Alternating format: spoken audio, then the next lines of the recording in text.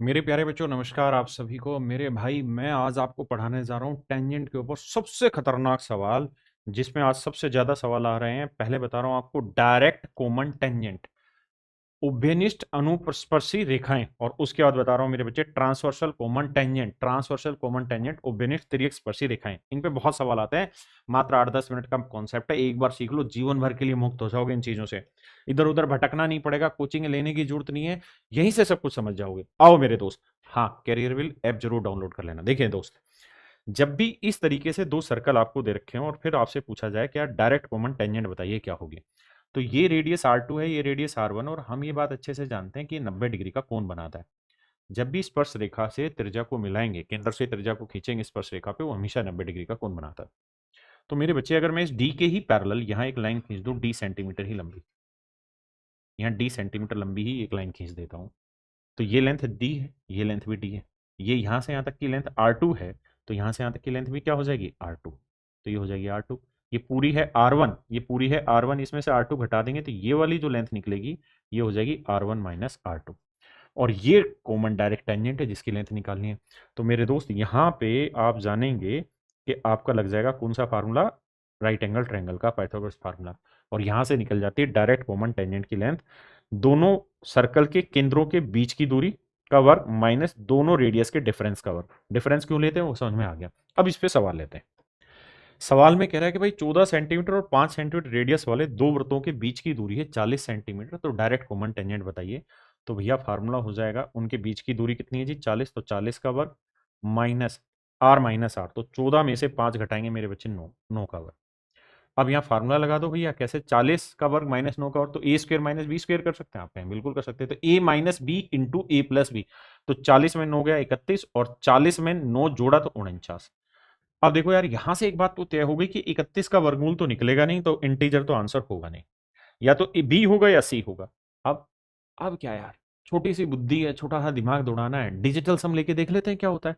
3 और 1 4, और ये आया 4, 4 चौक 16, 7 डिजिटल सम आना चाहिए। देखो 9, 5 3 8 1 9, इसका तो जीरो आ गया, बचा ये ऑप्शन बी मेरा राइट आंसर। देखिए मेरे दोस्त, सवाल ने कहा कि दो सर्कल है जिनकी रेडियस 7 और 7/2, मतलब 7 और 3.5 है, और उनके सेंटर्स के बीच की डिस्टेंस 15 है, तो कॉमन डायरेक्ट टेंजेंट बताइए। तो आप कहेंगे देखिए सर, फार्मूला होता है 15 का वर्ग माइनस दोनों सर्कल की रेडियस का डिफरेंस। तो भैया एक रेडियस है 7 और दूसरी 3.5, 7/2 है 3.5, तो 7 में से 3.5 घटाएंगे तो बचा 3.5। अब जैसे ही इसकी ओर नजर डाली, तो हर डाली पे नजर डाली, तो क्या डाली कि भाई आंसर जो होगा ना वो 15 के वर्ग से छोटा है, तो मतलब आंसर जो आएगा वो हर हाल में 15 से छोटा आएगा, और 15 से छोटा एक ही ऑप्शन था, तो डी मेरा आंसर है। चेक ही नहीं करना भाई। समझो, अगर ये वाली चीज यहां ना होती तो आंसर आता 15, लेकिन अगर हम इसमें से 15 के वर्ग से कुछ घटा रहे हैं, तो इसका मतलब आंसर 15 से भी छोटा आएगा। तो मेरे बच्चे, ऑप्शन डी मेरा राइट आंसर। ये भाई सीजीएल 2025 का है। अगर समझ में आया है तो इस सवाल का जवाब दो, और दिमाग लगाना है, जल्दी से करना, टाइम नहीं लेना। अब देखना मेरे भाई ध्यान से, यहां पे इस सवाल में, अगर दो सर्कल एक दूसरे को एक्सटर्नली टच करने लग रहे हैं और फिर पूछे कॉमन डायरेक्ट टेंजेंट की लेंथ बताइए, तो डायरेक्ट फार्मूला हो जाएगा twice of R1 into R2, दोनों सर्कल की रेडियस के प्रोडक्ट का स्क्वायर रूट का डबल। क्यों? क्योंकि यहाँ सेंटर्स के बीच की जो डिस्टेंस है वो R1 प्लस R2 हो गई, और उसी फार्मूले में जब सेट करेंगे तो ये डायरेक्ट आपको आंसर दिखाई देगा। ये कब है? जब दो सर्कल एक दूसरे को एक्सटर्नली टच करे। CHSL 2025 का सवाल।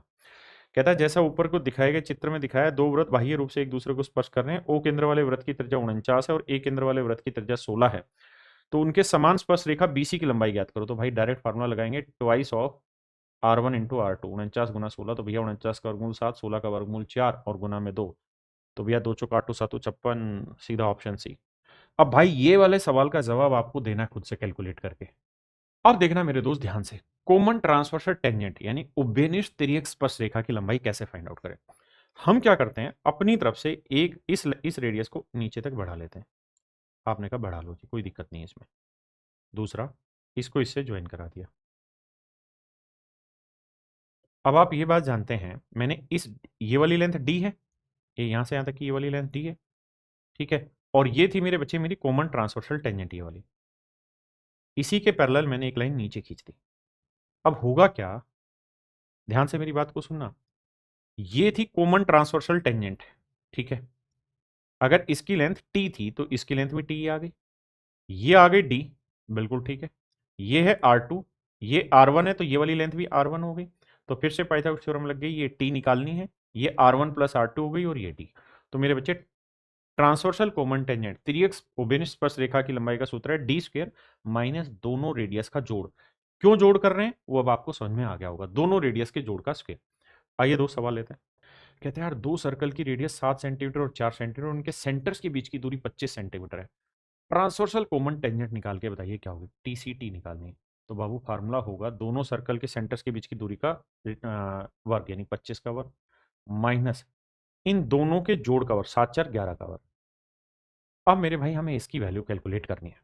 अब देखो यार ए स्क्वायर माइनस बी स्क्वायर करेंगे तो ए माइनस बी करेंगे, ए प्लस बी करेंगे, 25 में से 11 गया तो मेरे भाई बचा 14 और 25 में 11 जोड़ा 36, तो 36 का वर्गमूल तो आ जाएगा 6, 6 रूट 14 मेरा डायरेक्ट आंसर आ गया यानी ऑप्शन बी।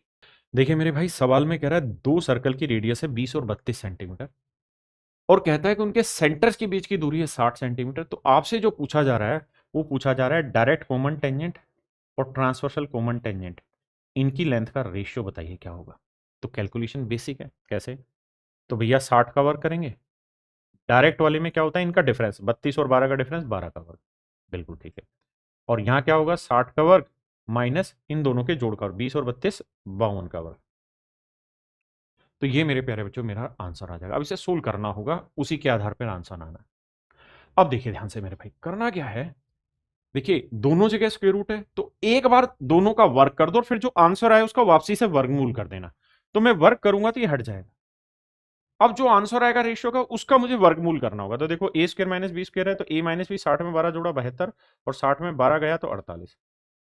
यहां देखिए 60 में 52 जोड़ा 112 और 60 में से 52 घटाया तो 8 आया। देखो यार 8 से काटेंगे 9 आया, बिल्कुल ठीक है। 16 7 112, 16 थी 48, अब ये आया 27, मतलब अबे हट 9 गुना 3 अनुपात 7। अब आंसर इसमें नहीं आएगा, आपको इसका वर्गमूल करना होगा, आंसर उसमें आएगा। तो वर्गमूल करेंगे तो 9 का वर्गमूल 3 रूट 3 और ये रूट 7। तो मेरे बच्चे जो आपका आंसर आएगा वो आएगा 3 रूट 3 अनुपात रूट 7 यानी ऑप्शन ए। ये भाई CHSL 2025 का सवाल है और पीछे वाला RRB NTPC 2025 का क्वेश्चन है।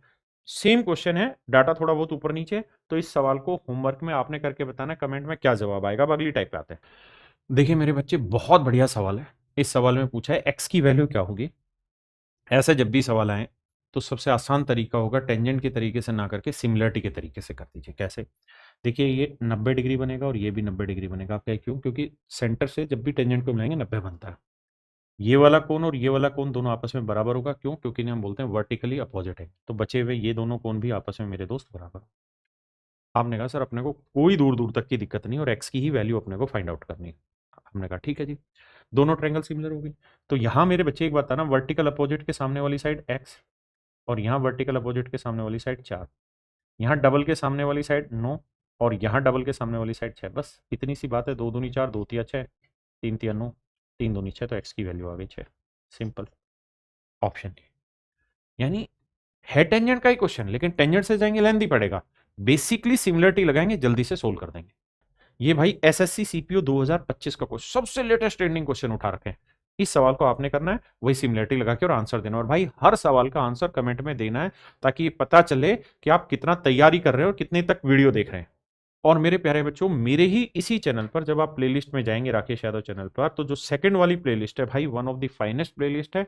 इसके अंदर जितनी वीडियो है इसी तरीके के छोटे छोटे कॉन्सेप्ट पूरी तरीके से आपके क्लियर कराए हैं।